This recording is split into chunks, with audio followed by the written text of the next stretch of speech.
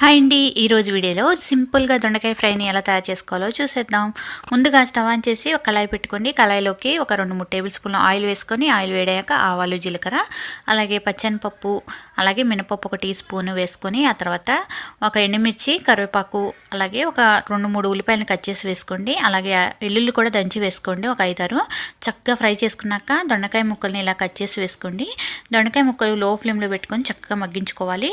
ఉప్పు అలాగే కొద్దిగా పసుపు వేసుకొని మగ్గించుకోవాలి. మూత పెట్టేసుకొని ఒక 5-10 నిమిషాల పాటు మగ్గించుకొని, తర్వాత మళ్ళీ ఒకసారి కలుపుతూ మిక్స్ చేస్తూ మరొక 5 నిమిషాల పాటు మగ్గించుకోవాలి.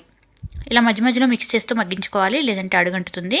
చక్కగా దొండకాయ ముక్కలు ఫ్రై అయ్యాక దీనిలోకి రుచికి సరిపడా ఉప్పు, కొద్దిగా జీలకర్ర పొడి, కొద్దిగా ధనియాల పొడి 1 టీ స్పూన్ చొప్పున వేసుకోండి. కారం అనేది మీ టేస్ట్కి తగ్గట్లుగా చూసి యాడ్ చేసుకోండి. అన్నీ వేసేసుకున్న తర్వాత ఫైనల్గా కొత్తిమీర వేసేసుకొని కలుపుకొని స్టవ్ ఆఫ్ చేయండి. చాలా టేస్టీగా ఉంటుంది. తప్పకుండా ట్రై చేయండి. Thank you for watching.